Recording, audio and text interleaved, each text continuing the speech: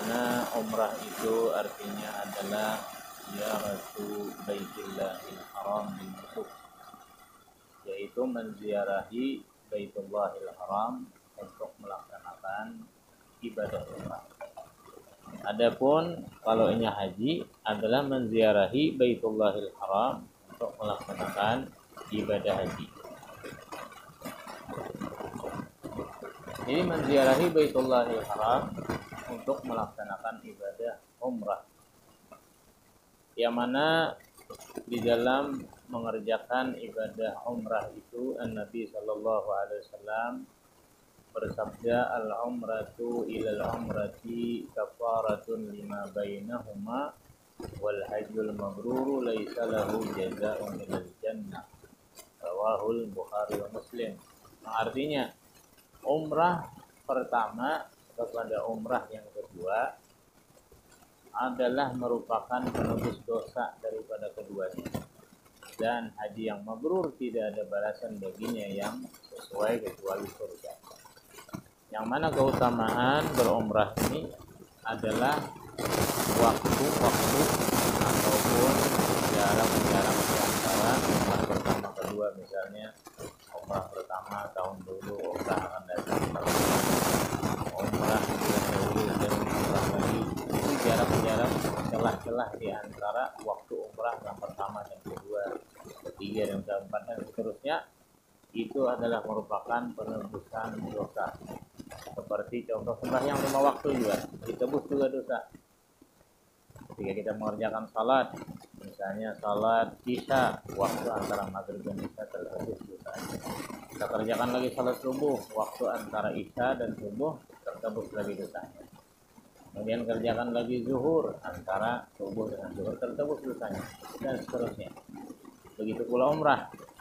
Dan yang lebih hebat lagi, Nabi sallallahu alaihi wasallam bersabda, yang biasa disebut orang berhaji dan umrah itu adalah tamunya Allah, yaitu riwayat dari Sayyidina Abu Hurairah radhiyallahu an, Rasulullah sallallahu alaihi wasallam bersabda, al-hujjaju wal ummar wafdullah azza wa jal wa zuwaru in sa'aluhu a'tahum wa in istaghfaruhu ghafara lahum wa in da'u ustujiba lahum wa in tafa'u.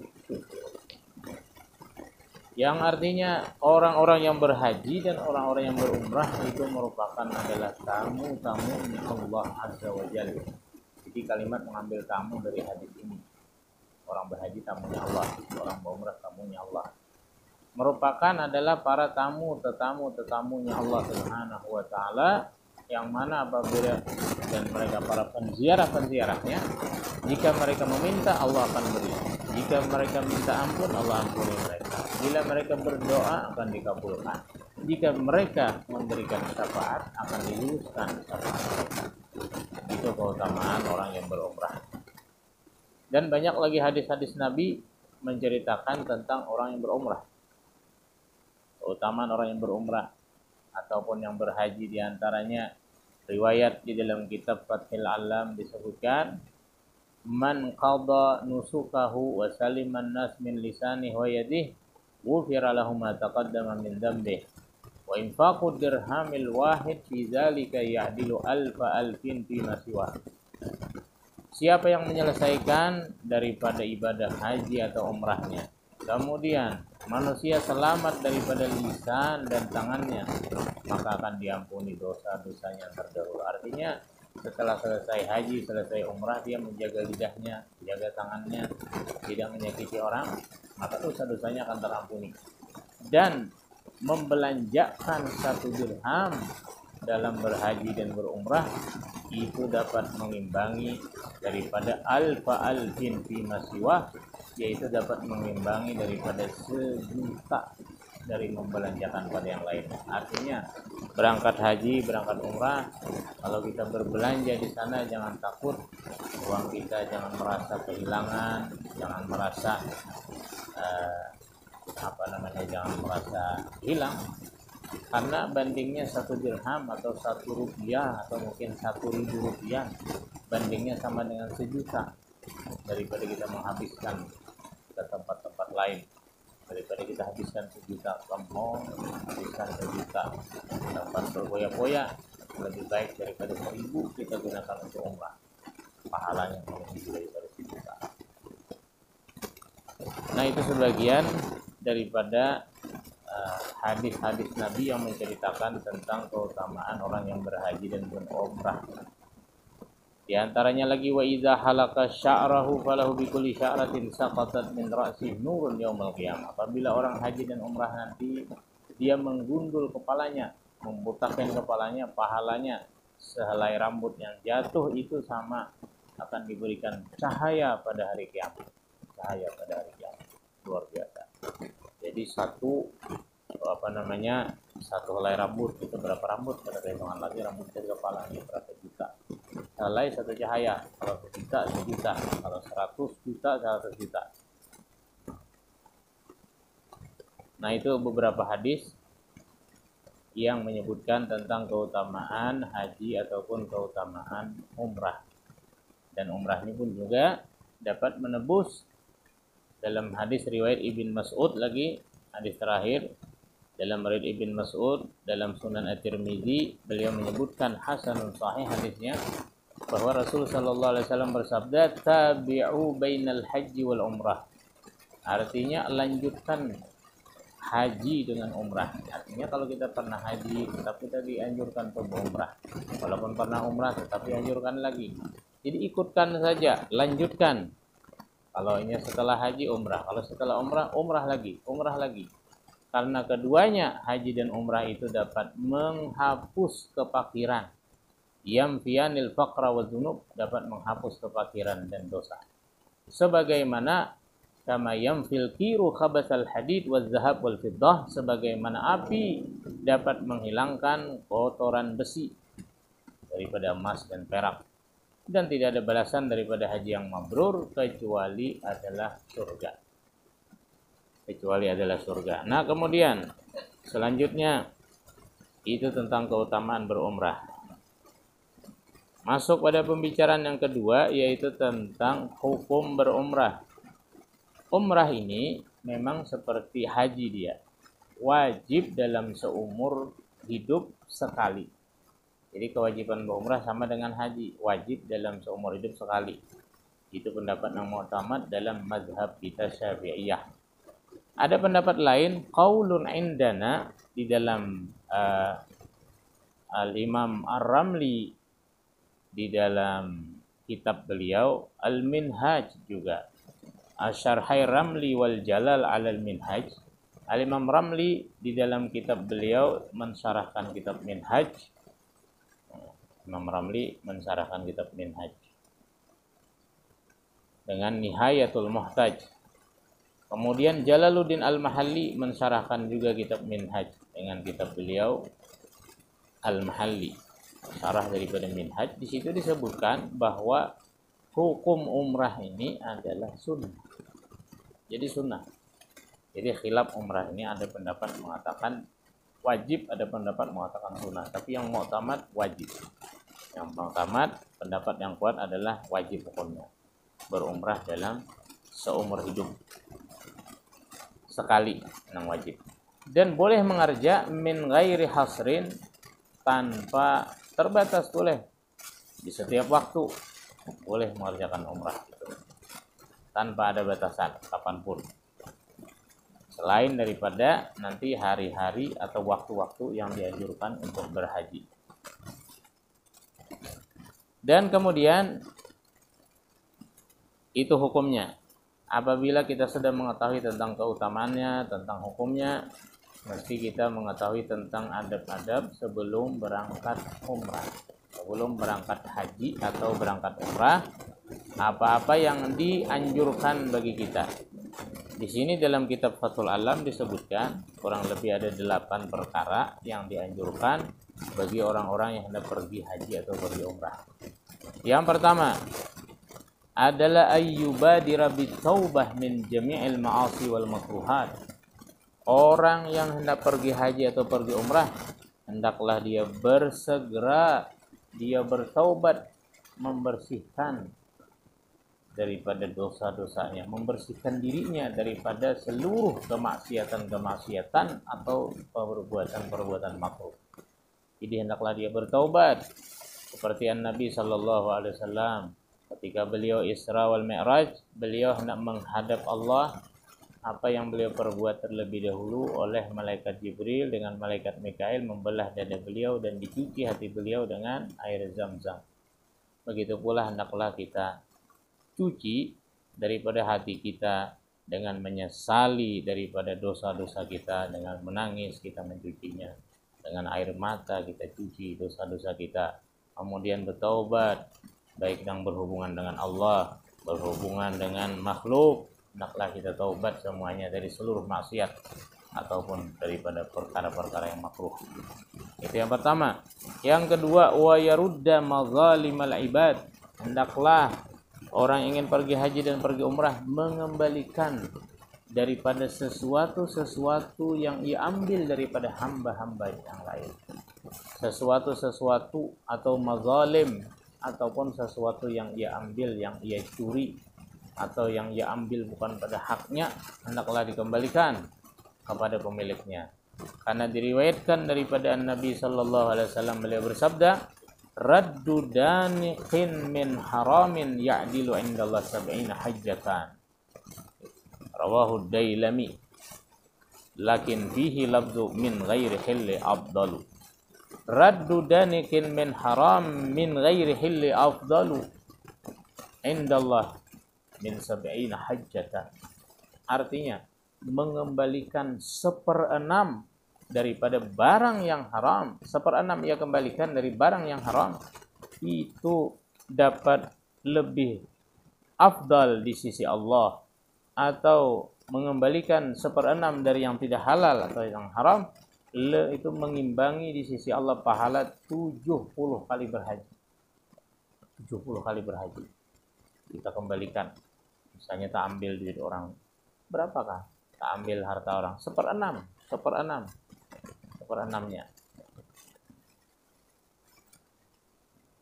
misalnya tak 1/6, artinya 1/6 itu sedikit kan. Kalau ini sebijian misalnya 100 sebijian, ini 1/6, artinya tak ambil 1/6 aja barang yang haram, bahaya. Itu membahayakan pahala haji dan umrah. Buat apa kita jauh-jauh pergi haji dan umrah kalau ternyata di tempat kita ada perbuatan yang dapat mengimbangi 70 pahala haji dan umrah. Apa itu? Mengembalikan hak orang lain. Hak orang lain kita kembalikan. Walaupun 1/6, walaupun sekecil apapun hak orang lain kita kembalikan. Belikan. Tak ambil duit orang 5.000, kembalikan. Tak ambil misalnya barang orang sedikit, kita kembalikan. Itu pahalanya dia mengimbangi daripada 70 berhaji. 70 berhaji. Maka itu nanti dalam pergi haji dan pergi umrah jangan sekali-kali hendak membawa duit yang syubhat, apalagi duit yang haram. Itu sangat membahayakan. Apa bahayanya? Tidak diterima haji dan umrahnya. Berapa pergi haji dan umrah tapi tidak diterima. Kemudian yang ketiga, wa ayyaqdiya ma amkanahu min duyunih. Orang yang ingin berangkat haji dan umrah hendaklah dia terlebih dahulu membayar hutang-hutangnya semampunya. Kalau dia punya hutang, walaupun belum jatuh temponya, bayari terlebih dahulu semampunya. Kadang-kala melunasi separuh barang, kadang-kala separuh, 1/3, kadang bisa 1/3, 1/4, seberapa mampu. Yang penting ada usaha untuk membayar hutang dahulu. Ada usaha. Jangan berangkat haji, berangkat umrah meninggalkan hutang, jangan. Kemudian yang keempat, wa yaruddal wada'i'a ila ahliha. Yang keempat lagi adalah mengembalikan barang-barang titipan kepada pemiliknya. Kita kembalikan titipan-titipan karena kita tidak mengetahui, mungkin berangkatnya kita ke Mekah, berangkatnya kita ke Madinah, mungkin akhir daripada hayat kita.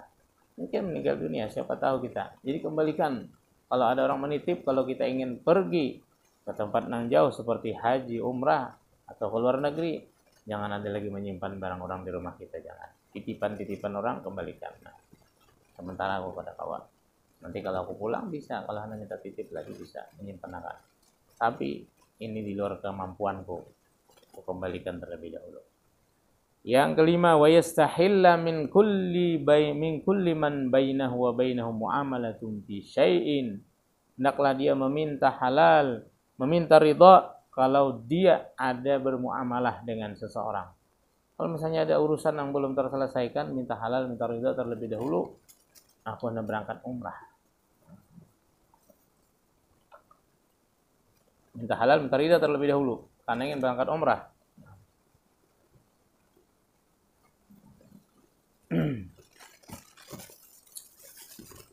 Wa yang keenam, wa yuwakkila man yaqdi anhu ma lam yatamakkan min qada'ihi min duyunihi. Kemudian dia hendaklah mewakilkan orang yang bisa membayarkan hutang baginya selama dia tidak mampu. Kalau yang keenam tadi adabnya, kalau dia ingin berangkat haji, berangkat umrah, hendaklah dia mempunyai wakil. Maksudnya wakil, kalau dia orang yang berhutang, hendaklah dia menunjuk wakil yang naib pengganti dia untuk membayarkan hutangnya,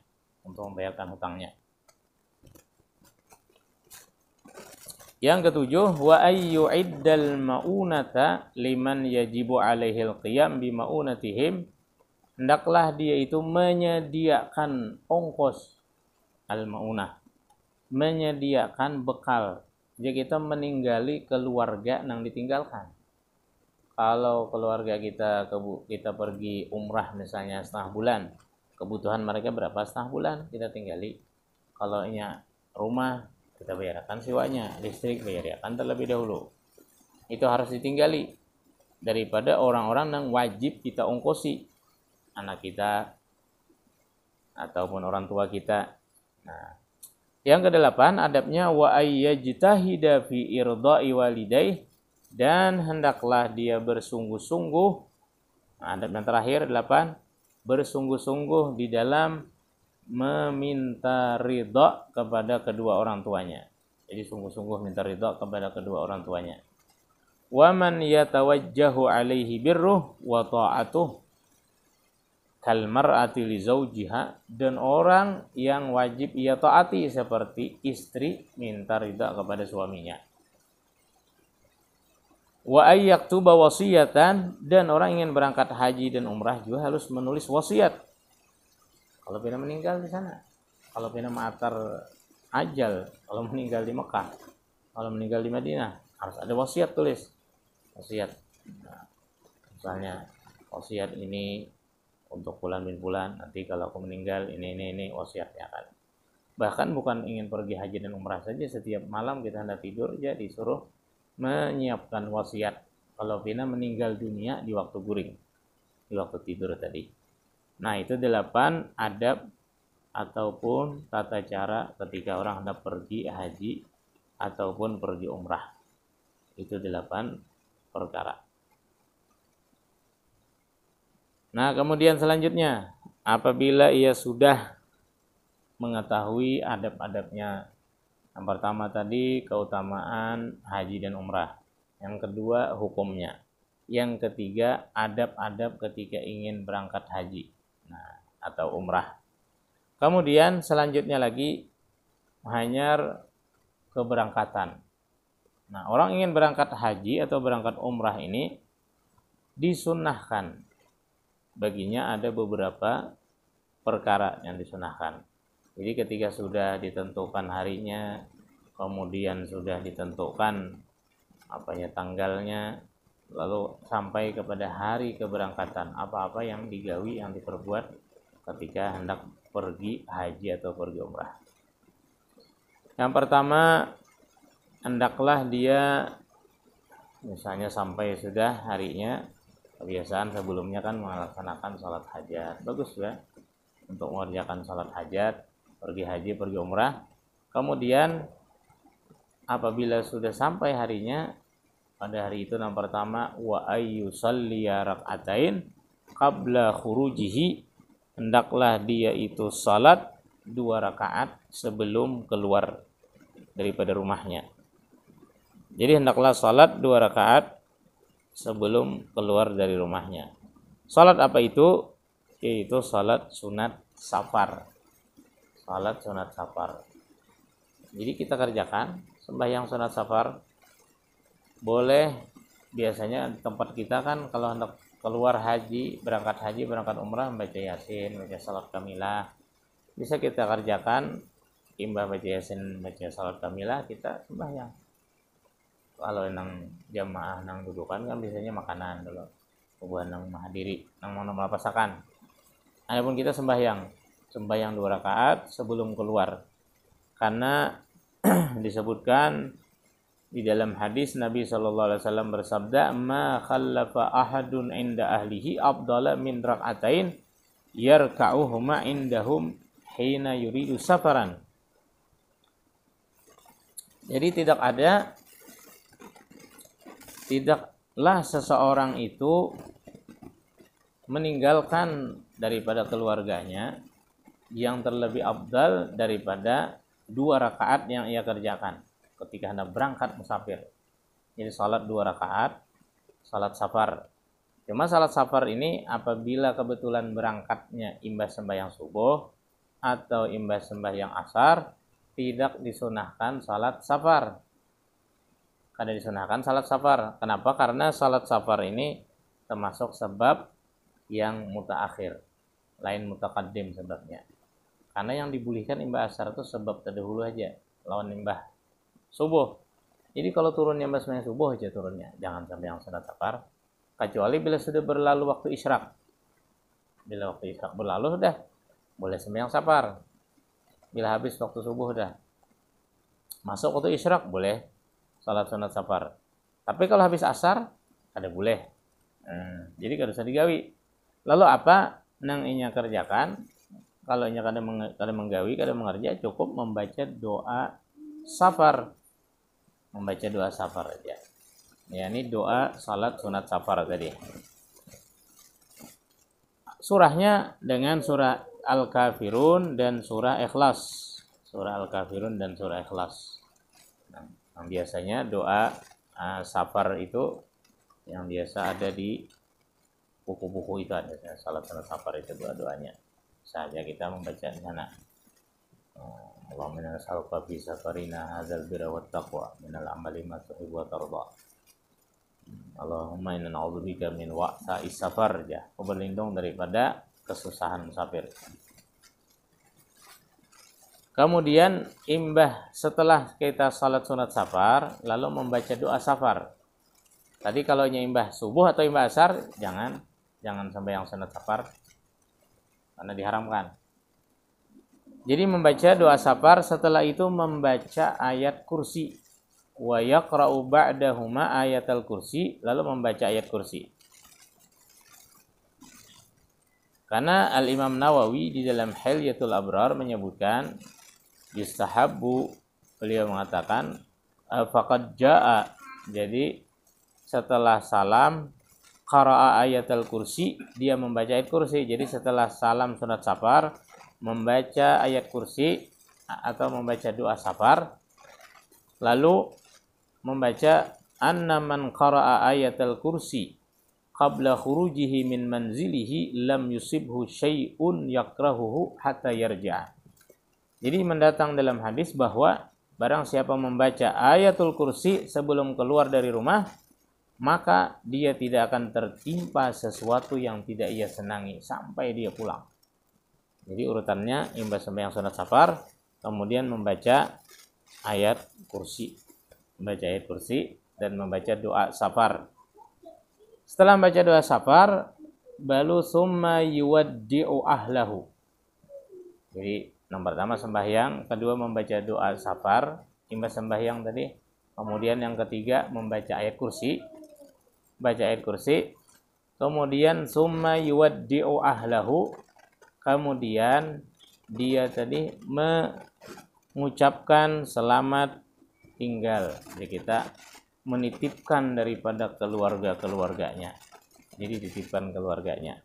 Jadi menitipkan ini dalam hadis riwayat Imam Ahmad daripada Abdullah ibn Umar,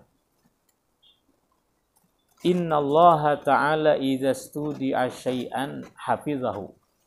Sesungguhnya Allah Subhanahu wa taala apabila dititipi sesuatu, Allah pasti akan menjaganya.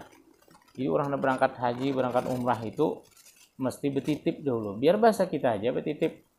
Jadi imbas sembahyang tadi kan baca doa safar, imbasnya baca ayat kursi, setelahnya betitip kita. Kayak apa betitipnya? Dalam hati kita atau kita lapaskan bisa juga. Dalam hati bisa juga, ya Allah ya Rabb, ulah melaksanakan ibadah umrah, ulah melaksanakan hendak menjadi tamu pian, hendak berangkat ke Mekah, berangkat ziarah ke Madinah, ulun minta titipkan kepada pian, ulun titipkan kepada pian anak ulun, suami ulun, keluarga ulun, abah ulun, mama ulun, rumah ulun, semuanya minta titipkan, harta ulun, gawian ulun, kendaraan ulun, semuanya, seluruh yang ulun miliki ulun titipkan dengan pian ya Rabb. Seperti itu dalam hati ucap. Termasuk banyak anak-anak yang hendak pergi umrah, anak-anak kecil yang meninggalkan anak halus, kalau betitip nang demikian, banyak terbukti orang waktu umrah kada terganggunya, waktu haji kada terganggu, kada menggendang anak. Sebagian orang kan keingatan anak, menangis, itu ini macam-macam. Tapi ketika betitip, kada terganggu ibadahnya. Itu titip, ini titipkan ya Allah. Kalau kita bertitip dengan manusia bolehlah, tapi manusia kada 100% bisa menjaga. Dengan manusia kita titip juga, dengan tetangga minta titip rumah kita, minta lihat-lihatkan, jaga akan. Tapi yang paling utama dengan Allah Subhanahu wa taala. Titip kita. Karena Allah Subhanahu wa taala apabila dititipi sesuatu pasti Allah akan menjaga. Jadi minta titipkan, minta jaga. Jaga akan ya Allah. Puluh berangkat untuk mendatangi rumah pian. Nah, ini Baitullah. Kemudian selanjutnya lagi adabnya sebelum berangkat wa yatasaddaqu bi syai'in 'inda khurujihi, dan sunat dia bersedekah ketika keluar rumah. Jadi bersedekah ketika keluar rumah kita. Khususnya kepada orang-orang yang tidak berdosa, kepada anak-anak kecil. Jadi ketika kita keluar rumah, ini juga salaf Bani Alawi juga mengerja yang demikian. Ketika Anda berangkat musafir aja, musafir kemanakah? Sunat kita bersedekah. Karena as-sadaqatu tadfa'ul bala. Sedekah itu dapat menolak bala. Nah, sebagian dari para habaib itu ketika Anda keluar rumah, mereka mengatakan, ya Allah ya Rabb, ulun mendengar hadis dari Nabi SAW bahwa sedekah itu dapat menolak bala, maka ulun menolak bala dengan sedekah ulun ini. Jadi bagi-bagi duit. Ada anak-anak di muka orang 10, orang 20 bagi 10.000 seorang kah, 5.000 seorang kah. Sebelum berangkat. Ini umum sebenarnya, bukan untuk haji dan umrah saja. Tapi ketika kita setiap kali berangkat, sedekah kita sebelum berangkat, bersedekah untuk haji dan umrah itu. Bersedekah untuk berangkat haji dan umrah. Nah. Kemudian setelah bersedekah, lalu faiza kharaja wadda'a aqaribahu wa jiranahu, lalu dia mengucapkan doa, astaudiullah dinakum wa amanatakum wa khawatima amalikum. Jadi kita hendak tulak membaca doa nih. Artinya ulun titipkan kepada Allah agama kalian, amanah kalian, dan tentang akhir-akhir dari perbuatan kalian ulun titipkan kepada Allah Subhanahu wa taala. Lalu kita yang ditinggalkan, bagi kita yang ditinggalkan ini apa? Doanya kita mendoakan orang yang berangkat haji, yang berangkat umrah, atau yang berangkat musafir. Doanya adalah kalimat zawwadakallahu taqwa wa ghafara laka dzambak wa yassara lakal khair haitsu ma kunta. Hadis riwayat Anas ibn Malik daripada Sunan At-Tirmidzi. Dan di dalam Sunan At-Tirmidzi. Jadi zawwadakallahu taqwa wa ghafara laka dzambak wa yassara lakal khair haitsu ma kunta. Itu artinya semoga Allah bekali engkau dengan takwa, dan semoga Allah ampuni dosa kalian, dan Allah permudah kalian dimanapun berada. Allah permudah kebaikan bagi kalian dimanapun berada. Ini umum. Bila orang hendak berangkat musafir, ini doa kita. Ini semoga Allah bekali engkau dengan takwa, Allah ampuni dosamu, dan Allah permudah kebaikan dimanapun engkau berada. Nah, Kemudian lalu ujar nah berangkat lagi, istauda'tukumullah alladzi la tadhi'u wada'i'uh. Aku titipkan kalian semua dengan Allah yang tidak sia-sia titipannya. Nah, yang tidak pernah sia-sia titipannya. Kemudian setelah itu baru turun dari rumah. Dan ketika turun dari rumah lalu dibimbing lagi seperti doa-doa yang hendak keluar rumah. Keluar rumah bismillah. Tawakkaltu 'ala Allah.